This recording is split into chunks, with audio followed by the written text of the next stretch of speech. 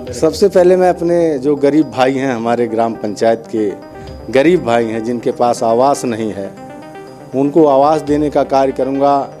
कार्य हुआ है, धीरे धीरे होता है ना सर। पहले इसके पहले जब 15-20 साल पहले कुछ भी नहीं था, धीरे धीरे खड़ंजा लगा, मिट्टी पटी, यानी सड़क भी बनी है, आरसीसी भी हुआ है। तो हर प्रधान अपना कार्य करने की कोशिश करते हैं, लेकिन मैं यह सोचता हूं कि मैं हर प्रधान से ज़्यादा कार्य करूं।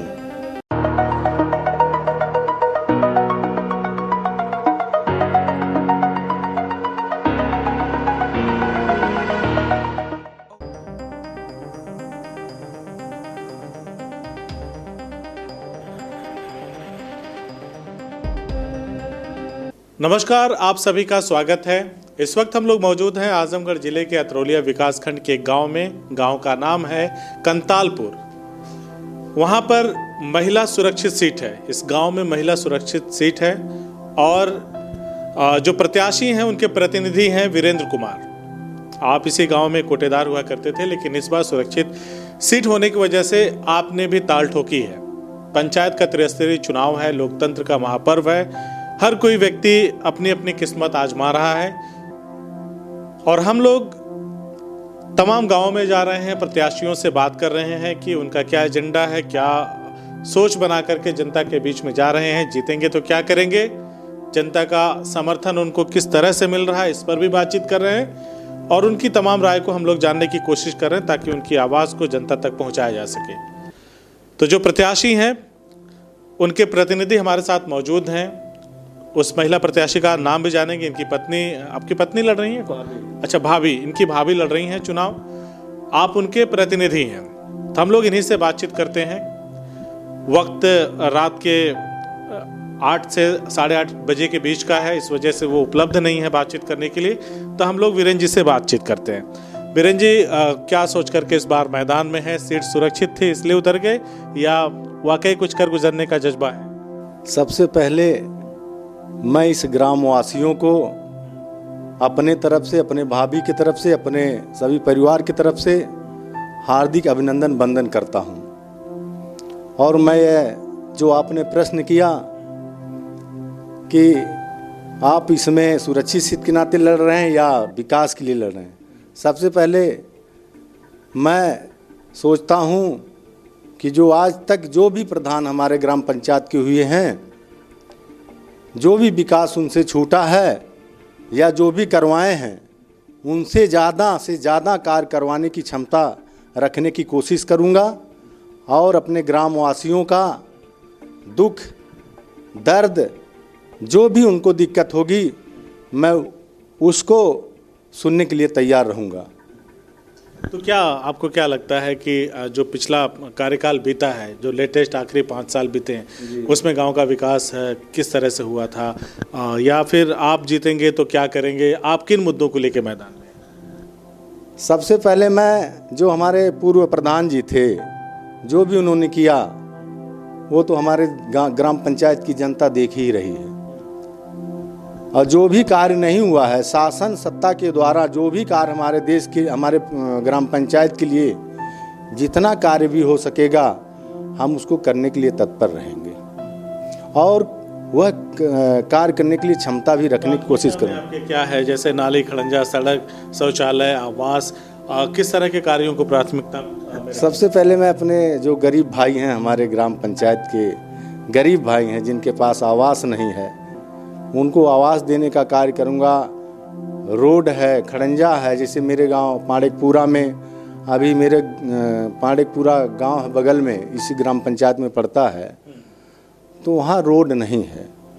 हर व्यक्ति बरसात के मौसम में बड़ी परेशानी का सामना करते हैं, चाहे वो भी किसी कौम के हों। मेरे सबसे ज़्यादा प्रॉब्लम तो हमारे ग्राम पंचायत में ब्राह्मण भाई को है। अगर हम प्रधान पद चुनाव जीतते हैं तो अपने ब्राह्मण भाइयों का निदान करने के लिए शासन से जो भी हमारा जो सहयोग मिलेगा, मैं सबसे पहले रोड, खड़ंजा, नाली बनवाने का कार्य करूंगा। वहाँ पर रोड क्यों नहीं बना अब तक? क्या कोई विवाद है, जमीनी विवाद, जिसकी वजह से मामला अटकता है?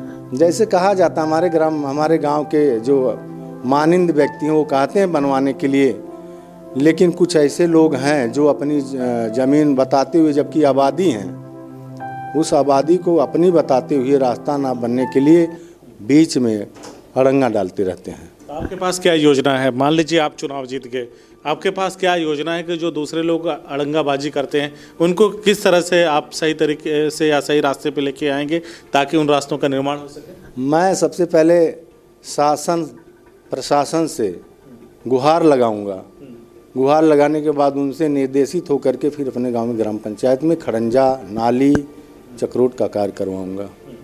अच्छा, जनसंपर्क कौन कर रहा है? आपकी भाभी क्या जा रही हैं महिलाओं के बीच में? क्योंकि अक्सर महिलाएं महिलाओं के बीच में जाती हैं, और पुरुष है तो चलिए सबसे मिलते जुलते जाता है, भाभी, चाची, अम्मा करते हुए जाता है, बहनी या बहन कहते हुए निकल पड़ता है। महिलाएं पुरुषों से बहुत कम इंटरेक्ट कर पाती हैं आज भी हमारे समाज में। तो आपकी भाभी प्रत्याशी हैं, आप प्रतिनिधि हैं उनके, तो किस तरह से आपकी भाभी प्रचार करने जाती हैं? अभी पर्चा दाखिला नहीं हो पाया है और भाभी अभी एक आध घर गई हुई हैं, अभी गई नहीं है। जो भी प्रचार प्रसार मैं ही किया हूँ, और मैं तो इस ग्राम पंचायत में बच्चा बच्चा मुझको जानता है, मैं भी बच्चे बच्चे को जानता हूँ। हर लोगों को सम्मान देता हूँ, हर लोग मुझको भी सम्मान देते हैं। और आगे जब पर्चा दाखिला हो जाएगा मेरी भाभी भी प्रचार करेंगी, उनको भी लोग जानते हैं जी। भाभी कितना पढ़ाई लिखाई की है? भाभी हमारी कक्षा 8 पास हैं। कक्षा 8 पास। और आपने? हम तो AA किए हुए हैं सर। AA में जी। यानी इस गांव में आप जो प्रत्याशी हैं, मतलब जो प्रतिनिधि हैं, जो प्रतिनिधि होता है अक्सर वही प्रत्याशी होता है ना? महिला होने की वजह से भले लोग कहें कि हमारी भाभी हैं, हमारी पत्नी हैं, लेकिन असली प्रत्याशी जब प्रतिनिधि सामने खड़ा है तो वही होता है। खैर, तो इस तरह के पढ़े लिखे लोग हैं, और मुझे लगता है मैं किसी व्यक्ति की बात नहीं कर रहा हूँ कि ये यहाँ पे बैठे हैं तो इनकी बात है। पढ़े लिखे लोगों को वरीयता मिलनी चाहिए, वो कहीं के भी हों, चाहे किसी भी ग्राम सभा के हैं। अच्छा वीरेंद्र, आप ये बताएं कि जैसे मान लीजिए बेसिकली सबकी वही समस्याएं होती हैं गांव में, नाली, खड़ंजा, सड़क की, तो आखिर क्या कारण है आपके हिसाब से? कितने सालों में यहाँ पे, जैसा आपने बताया कि सभी को पता है कि क्या हुआ है, तो ऐसा क्यों ऐसा हुआ? कार्य हुआ है, धीरे धीरे होता है ना सर। पहले इसके पहले जब 15-20 साल पहले कुछ भी नहीं था, धीरे धीरे खड़ंजा लगा, मिट्टी पटी, यानी सड़क भी बनी है, RCC भी हुआ है। तो हर प्रधान अपना कार्य करने की कोशिश करते हैं, लेकिन मैं यह सोचता हूं कि मैं हर प्रधान से ज़्यादा कार्य करूं। मेरा यही सोच है, मेरा यही विचार। बना के निकले। एक आखिरी सवाल, लेकिन जरूरी सवाल, लोग वीरेंद्र को क्यों चुनेंगे? क्या खासियत है आप में? क्या मतलब क्या करेंगे लोगों के लिए ऐसा कि लोग आपको एक मुश्त वोट देंगे और आप इस गांव के सियासत के सरपंच? मैं सबसे पहले अपने ग्रामवासियों से निवेदन करूंगा कि वह किसी के बहकावे में ना आए, गलत फहमी में। कोई अगर गलत प्रचार करता है तो उस प्रचार के हिसाब से ना वोटिंग करें। वो जो उस हिसाब से वोटिंग करें जो जिसकी योग्यता हो, उस लायक हो, जान पहचान हो, समाज में बैठता हो, उसका कैरेक्टर अच्छा हो, और हर जगह वो किसी तरीके से कुछ किसी कार्य को करने के लिए सक्षम हो, तो उसी को चुनाव करें वो। उसी का चुनाव जी। अच्छा वीरेंद्र जी, आपने बात बहुत अच्छी की। मैं इसमें एक सवाल और जोड़ लेता हूँ अपनी बात को ख़त्म करने से पहले। चुनाव चल रहा है, प्रत्याशी लगातार खूब कई जगहों पे सुनने में आ रहा है कि जो बजट बनाया गया वो ओवर बजट, मतलब जितना बताया जाता है खर्चा करने के लिए चुनाव आयोग द्वारा है, जो दिशा निर्देश जिला प्रशासन द्वारा दिया गया रहता है, उसके विपरीत जाके खूब खर्चे होते हैं, दारूबाजी होती है, मुर्गा, मटन, चिकन, पता नहीं क्या क्या चलता है, और जहरीली शराब तक लोग बांट देते हैं, साड़ी बांट रहे हैं, पैसा बांट रहे हैं। तो आप क्या बांट रहे हैं? हम तो श्रीमान जी अभी कुछ नहीं दिए हैं, किसी को नहीं दिए हैं। मैं तो जनता से निवेदन करके चुनाव लड़ रहा हूँ, न देने का कार्य करूँगा। हाँ, अगर मुझको सम्मान पद मिल गया तो मैं इस सम्मान पद के अनुसार उनको प्रधान पद से भी ज़्यादा सम्मान दूंगा अपने गरीब भाइयों को। हाँ, मेरा यही जो है उनसे प्रार्थना भी है कि अगर मुझको पद दे दिया गया तो मैं समझता हूँ कि मेरे ग्राम पंचायत के कोई भी मेरे जैसा उनको सम्मान नहीं दे पाएगा। ऐसा जी। तो देखा आपने, हमने बात किया कंतालपुर के एक युवा प्रत्याशी वीरेंद्र जी से। इनकी भाभी हालांकि चुनाव लड़ रही हैं और ये प्रतिनिधि हैं उनके, और ये AA हैं, और इनसे हमने ढेर सारी बातचीत किया। इन्होंने कहा कि भले ही रास्ते दुर्गम हैं, मुश्किलों से भरे हैं, लेकिन हम कोई अनैतिक कार्य नहीं करेंगे। लोगों के बीच में जो हमारी छवि है, जो रूप लोगों ने हमारा देखा है, हम उससे बिल्कुल भी समझौता नहीं करेंगे। ना ही शराब बांटेंगे, ना साड़ी बांटेंगे, ना ही कुछ ऐसा अनैतिक कार्य करेंगे जो मर्यादा के खिलाफ हो। इन्होंने कहा कि जनता खुद हमें लाइक करेगी अगर वास्तव में गाँव का विकास कराना है। इनसे बातचीत करके हमें ये लगा कि जो हम मैसेज बार बार दे रहे हैं, ये हम सभी की ड्यूटी है। अपनी आंखों को खोलें, अपने कानों को खोलें और सही प्रत्याशी का चुनाव करें। किसी भी प्रत्याशी से हम शराब की डिमांड ना करें। जो लोग भी, किसी भी ग्राम सभा के लोग अगर मुझे देख रहे हैं, सुन रहे हैं, तो प्रत्याशियों को मोहलत दीजिए, वो काम करके दिखाएं।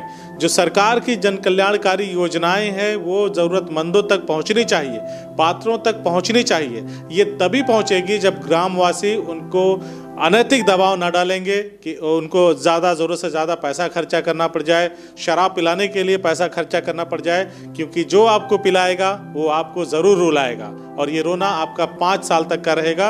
और 5 साल तक गांव में निश्चित तौर पे अगर कोई व्यक्ति है जो खर्चा करेगा, जो अनैतिक खर्चा करेगा, जो शराब और आपको चिकन मटन बंटवाएगा, वो ज़रूर पहले अपनी ज़रूरतों को पूरा करेगा, उसके बाद ही अगर कोई काम बचेगा तो उसे करेगा। तो आप सभी से निवेदन है, हमारी अपील है कि आप लोग ऐसे लोगों से भी परहेज़ करें जो आपको इस तरह से बरगला करके वोट लेने की कोशिश कर रहे हैं, और ऐसे खुद में भी सुधार लाएं। ऐसे लोग खुद में भी सुधार लाएं जो इन सभी चीज़ों के आकांक्षी हैं, क्योंकि एक स्वस्थ मतदाता ही एक स्वस्थ समाज का निर्माण कर सकता है। ये अपेक्षाएं हमारी आप सभी से हैं कि आप लोग सही को चुनिएगा, अच्छे को चुनिएगा। शराब, साड़ी, पैसे को हाथ मत लगाइएगा। फिर मैं वो लाइन दोहरा रहा हूँ, जो आपको पिलाएगा वो 5 साल आपको रुलाएगा। तो जो विकास का बात कर रहा है, अगर चुनाव जीतने के बाद वह व्यक्ति अगर अपनी बातों पे खरा नहीं उतरता, उम्मीदों पे खरा नहीं उतरता, तो उसे जनता की अदालत के बीच में लाने का काम भी उस गांव की जनता करे, ये साहस करे, तब जाकर के सही तरीके से चीज़ें जो पंचायती राज की व्यवस्था में है उसका क्रियान्वयन सही तरीके से होगा और जनता को सरकारी योजनाओं का लाभ मिल सकेगा।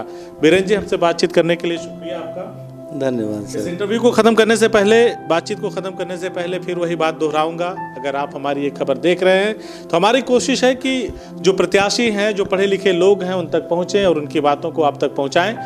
आप भी सुनिए उनकी बातों को, क्या करना चाहते हैं, क्या हौसला लेके, जज्बा लेके मैदान में हैं, उनको सुनिए। अगर आपको समझ में आता है तो उनकी बातों से इत्तेफाक रखिए। हम लगातार आपको जागरूक करने का काम कर रहे हैं, जगह जगह जा रहे हैं, प्रत्याशियों से बात कर रहे हैं। तो आप भी हमारे साथ बने रहिए और चैनल को सब्सक्राइब कर लीजिएगा जल्दी, क्योंकि हो सकता है अगर आपने सब्सक्राइब नहीं किया तो बहुत सारी बढ़िया वीडियोस आप देखने से वंचित रह सकते हैं। तो चैनल को सब्सक्राइब करिएगा। ये खबर कैसी लगी कमेंट करके जरूर बताइएगा, लाइक करिएगा और शेयर जरूर करिएगा। शुक्रिया। CIB इंडिया न्यूज की सभी खबरों को देखने के लिए लाल रंग की बटन को दबाकर चैनल को सब्सक्राइब जरूर करें, घंटी जरूर दबाएं ताकि हमारी सभी खबरों के नोटिफिकेशंस आप तक पहुंचते रहें।